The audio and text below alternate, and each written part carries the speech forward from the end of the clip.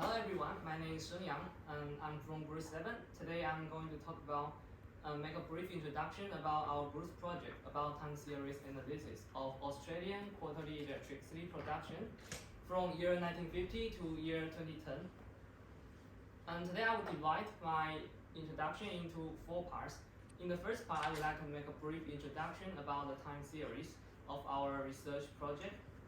The second, I will explain why we can use the classical decomposition model as for what we learned in the course content to analyze our time series data.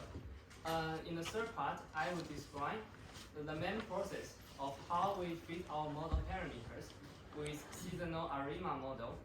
Finally, I will make a brief conclusion, mainly discuss the difficulties we encountered during the whole procedure. So the first part, I would like to make a brief introduction to the data set we use in our project. The main analysis was based on RStudio. The source of our data comes from Key2Stacks, which is a website for data set.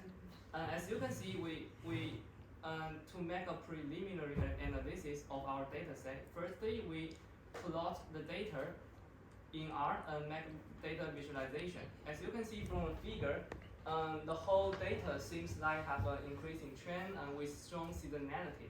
But how can we verify the existence of trend and seasonal component in our data set? The main approach we use is to collect the data for each season in separate mini time plots. As you can see in this figure, we plot our data in the first quarter. From the first quarter to the fourth quarter every year, each mini time picture just indicates an apparent increasing trend. So that leads to the demonstration that our data set have an increasing trend. And also you can see in different 4 time separate mini pictures that they nearly look the same. So it demonstrates that our data has strong seasonality. And also from this figure we can find that there are no abrupt changes bias data in the figure. So based on the facts I mentioned above, we can use classical decomposition model introduced in the course content to analyze our data. As you can see, we already verified the seasonality of our data set. So first, in order to obtain stationary data, we need to take a seasonal difference. After taking a seasonal difference, we can plot the residuals of our time series. It seems like it's already a stationary time series, but not that really exactly, because we still have a trend component. So we take an additional first difference to our data. Right now, as you can see in this figure, it really looks like a white noise. So we can assume that it's like a stationary time series already. But how can we verify that? The method here we mainly use is to do the augmented Dickey-Fuller test, which is short for ADF test, to check the stationarity of our time series. You can see that we obtain the p-value equals 0.01, which is smaller than 0.05.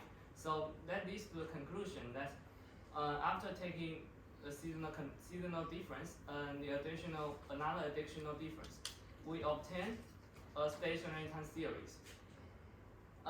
After obtaining a stationary time series, we here mainly use 2 different approaches to fit our stationary time series with a suitable model. And the first one is we fit our model parameters manually. That is, we first calculate both autocorrelation functions and partial autocorrelation functions of our time series, which is shown in this figure. You can see that we have a significant spike at leg 1 and also at leg 4. So these 2 facts suggest we need an additional seasonal non-seasonal NA1 component to add to our ARIMA model. So we begin our analysis with an ARIMA 0.011014 model. We also plot the residuals from this kind of model, and we can find that in autocorrelation function plot, we still have a significant spike at leg 6. which means that we still need more additional non-seasonal terms. Therefore, we also consider an important fact that the analysis based on ACF and PACF function are based on empirical data. So we couldn't use this simple method to estimate our parameters. Therefore, we still need to consider models with nearby parameters.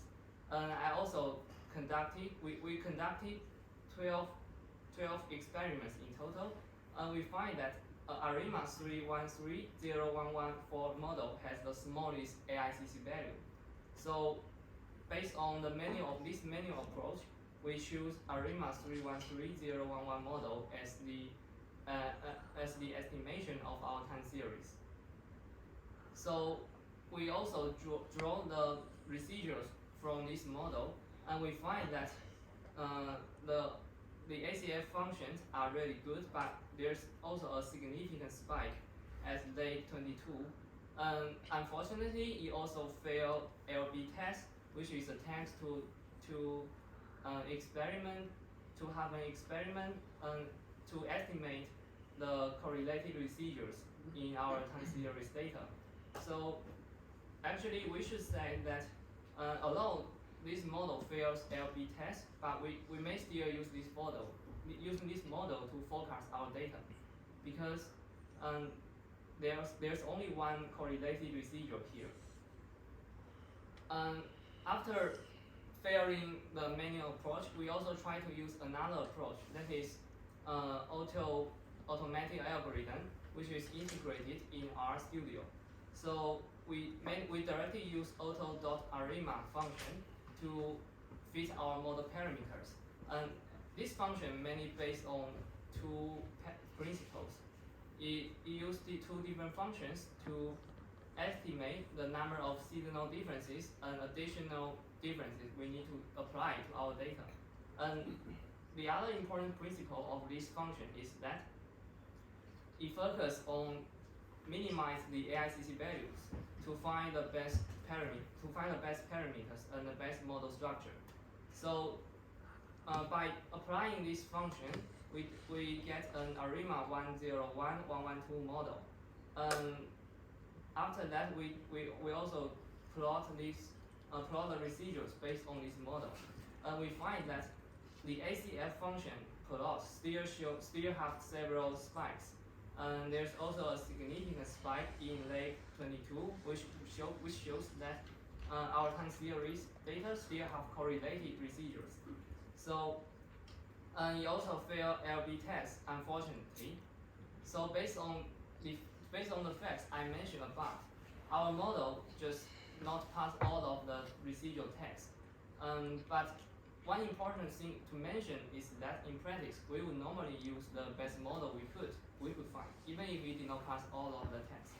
Therefore, we compare two models, which is generated from two different approaches. The first one is generated from manual approaches, and we find that this model has a smaller AICC value, and also its p-value is closer to 0.05. So based on these two facts, we choose the left one to forecast our time series data. From this project, we also know an important fact is that sometimes it's just not possible to find a model that passes all of the tests. So we directly use this model to forecast our seasonal ARIMA process, and the forecast result also seems great because the forecast follows the historical patterns, and you can see the blue area also shows that the data can have some space to trend upwards and downwards during the forecast period. So in conclusion, the main difficulties we encountered in our project is that we are not able to find an appropriate model that passes all of the residual tests. So we might have to consider ARCH or GARCH models to further analyze our data. And alternatively, we can also use more advanced estimating methods, such as neural network models. in neural network models, we can replace the input layer as the late values of our time series. And we can also refer to NNAR model to solve our problem. And that is a further discussion of our project. And this is the mindmap of the whole process of our project. Firstly, we remove the seasonality and trend. Then we obtain a stationary time series. And we use two different approaches to analyze our data. And finally, we use the fittest model to forecast our data. In our project, we mainly use three references to estimate our parameters. And that is the end.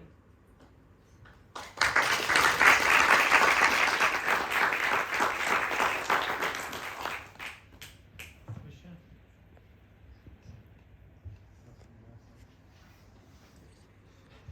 I have a question. Could you have done some transformations from the beginning? Transformation. Yes, we do. In order to remove seasonality and trend, we take differences. Yeah, I mean like taking the logarithm of the original time. No, we didn't take that. Oh. Yeah, because our time series already can follow our patterns during this procedure. So we don't need to add additional operators. I was thinking maybe the variance were like also going up and down a little bit more in there. But, Yes. But yeah. Yes, but based on this preliminary analysis, we find that our data is just like a common data. Yeah, so we don't need to add some additional operators to make it become like a linear function or not.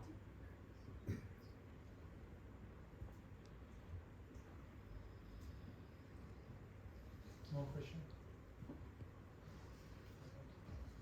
Yeah, I'm also curious about the data you see. It seems like the variance is increasing. Like you say it's stationary. Yes, this is not stationary data, but I after mean the one. Yeah, this one. this one. Yes. Yeah. Actually, we verify the stationarity by ADF test. Mm-hmm. Yeah, so we get a value smaller than 0.05. So based on this span, we think it's stationary. And I think it also looks a little bit like white noise. So maybe Yeah, maybe. I feel like the variance is increasing. the variance. Yes, maybe this part is good, but this part is not very that good. Yeah. Okay. But, yeah. Thanks again.